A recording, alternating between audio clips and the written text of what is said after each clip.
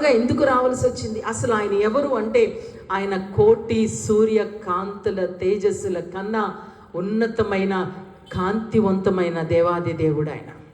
ఆయన సర్వమును సృష్టించిన వాడు. ఆయన నోటి మాట చేత ఈ భూలోకంలో ఉన్న సమస్తమును సృష్టించబడింది. ఆయన సర్వశక్తివంతుడైన దేవుడు. ఆయన మహిమాన్వితుడు, ఆయన పరిశుద్ధుడు, ఆయన ప్రేమ కలిగిన వాడు, ఆయన ఉన్నతమైన వాడు, ఆయన క్షమించేవాడు, హక్కున చేర్చుకునేవాడు, నీ నా పాపమును బట్టి మనల్ని త్రోసివేసేవాడు కాదు. ఆయన కనికరము కలిగిన వాడు.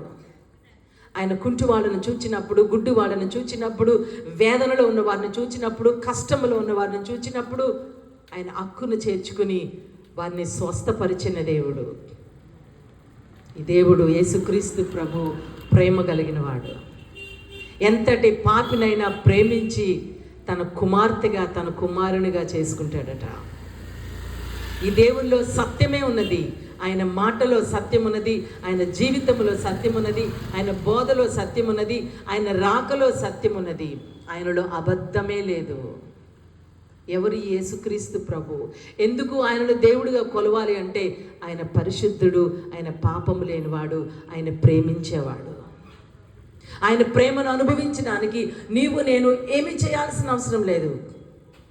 ఆయన దగ్గరకు వచ్చి ఆయన ప్రేమను అర్థం చేసుకొని ఆయనను హృదయంలో స్వీకరిస్తే చాలు. ఆయనకు ఒక పేరుంది. ఆయన పేరు ఇమ్మానుయేలు.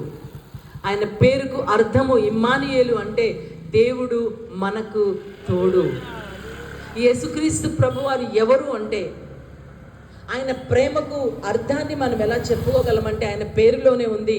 ఆయన మనతో ఉండడానికి పరమును విడిచి ఈ లోకానికి వచ్చాడట. మనలో ఉండడానికి, మనలో నివసించడానికి, మనకు దగ్గరగా ఉండడానికి, మనకు తోడుగా ఉండడానికి ఈ లోకంలోనికి ఆయన వచ్చాడు. ఎందుకు ఆయనను మనం దేవుడు అంటున్నాము అంటే, ఆయన మనతో ఉండేవాడు. ఆయన మనకెక్కడో దూరంగా లేడు. ఆయనను దర్శించడానికి, ఆయనకు మొరపెట్టుకోవడానికి, ఆయన దగ్గరికి వెళ్ళడానికి మనం ఆయన దగ్గరికి వెళ్ళాల్సిన అవసరం లేదు. ఆయనే పరమును దిగి వచ్చాడు. ఆయన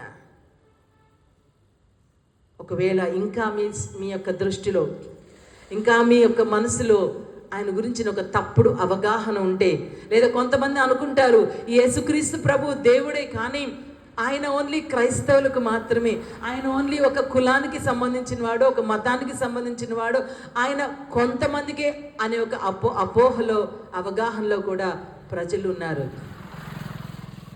బైబిల్ గ్రంథంలో ఒక మంచి మాట ఉంటుంది, యేసుక్రీస్తు ప్రభువు అందరికీ దేవుడు. ఆయన బీదవారికి దేవుడు, ఆయన గొప్పవారికి దేవుడు. ఆయన దగ్గర కులము లేదు, మతం లేదు. ఆయన అంటాడు, నేనే మార్గము, నేనే సత్యము, నాలో జీవమున్నది అంటున్నాడు. మనిషి యొక్క తప్పుడు అవగాహనను, అభిప్రాయాన్ని తొలగించి ఆయనలో ఉన్న సత్యాన్ని ప్రజలు తెలుసుకొని ఆయన దగ్గరకు వచ్చి మేలు పొందుతారనే ఒక ఉద్దేశంతోనే యేసుక్రీస్తు ప్రభు ఈ లోకానికి వచ్చాడు. రెండవది, ఆయన ఎందుకు వచ్చాడో చెప్తాను. దేవుడు మానవుణ్ణి ప్రేమించాడు. దేవుడు అంటే ఆయన ప్రేమ కలిగిన వాడు.